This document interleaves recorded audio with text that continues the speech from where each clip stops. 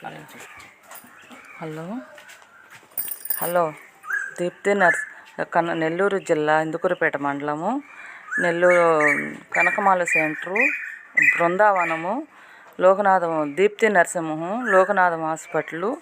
మా బిడ్డని హాస్పిటల్కి కడుపులో నొప్పని తీసుకెళ్తే వాడు అర్జెంటుగా ఆపరేషన్ చేస్తేనే బతకద్ది, లేకపోతే బతకదు అని చెప్పాడు. కానీ మేము మందులు రాసిమని మేము చెప్తే లేదు అర్జెంటుగా చెయ్యాలన్నమాట. భయపడి మేము ఆపరేషన్ శుక్రవారం జనవరి 3వ తేదీ అడ్మిట్ అయినాము.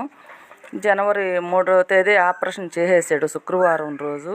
శనివారం రోజు ఎక్కడిదెక్కడదని ఎమర్జెన్సీ అయిపోతే ఐబీపీ అయిపోతా ఉందని మేము చెప్తే వాడికి డాక్టర్కి వాడేమన్నానంటే అదేం కాదని ఎట్లే చెప్పేసి తర్వాత ఎమర్జెన్సీ అయిపోయి అక్కడే మా అమ్మాయి నురుగొచ్చేసి మొక్కలకు మత్తు పెట్టేసినాడు.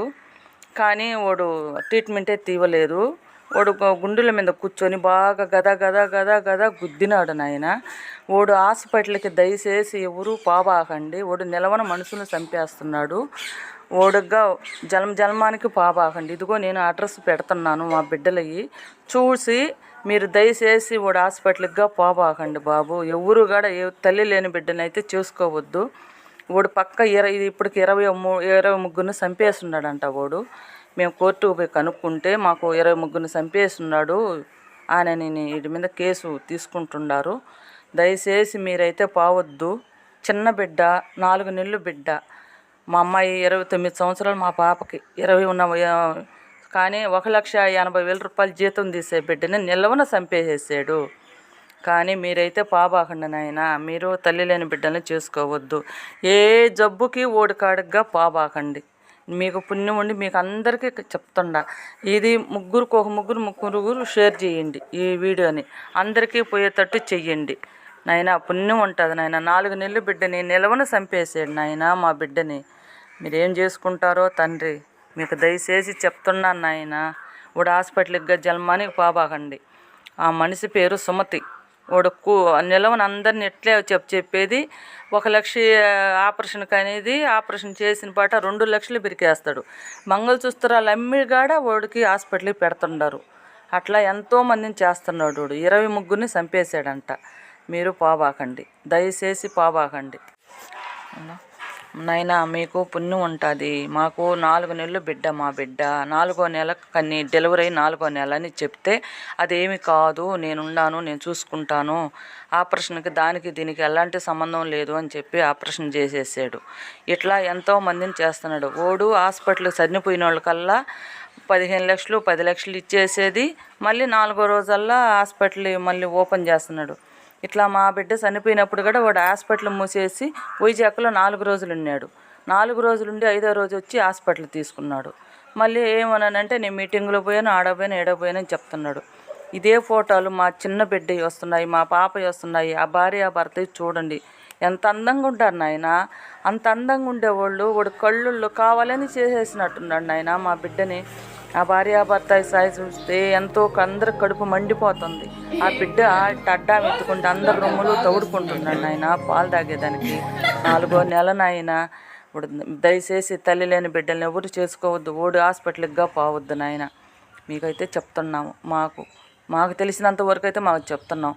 మేము కేసు పెట్టాలని పోతే వాడు కప్పరాలు తిప్పోళ్ళని రవిడీల్ని పెట్టుకునేసి వాళ్ళు పాలిపోళ్ళని అందరినీ పెట్టుకునేసేసి వాడు కొట్టేదానికి పోలీసు వాళ్ళని కొనేసేసాడు. అందరినీ కొనేసి 4 రోజులు పెట్టుకొని ఇప్పుడు వాచ్మెన్ పెట్టుకొని తగలబెట్టుకున్నాడు. ఓడి బిడ్డలకి ఎప్పుడునైనా గోరీ కట్టేది.